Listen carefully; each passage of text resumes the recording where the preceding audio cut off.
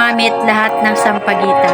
At wish ko na sana yung mga Pilipino ay i-treasure ang sampagita, ma-inspire sila sa video ito at gamitin ang sampagita bilang dekorasyon, bilang palamuti at gamitin sa kasalan. Ang sampagita ay napakabango, napakaganda, napakamura at naiiba siya sa ibang mga bulaklak.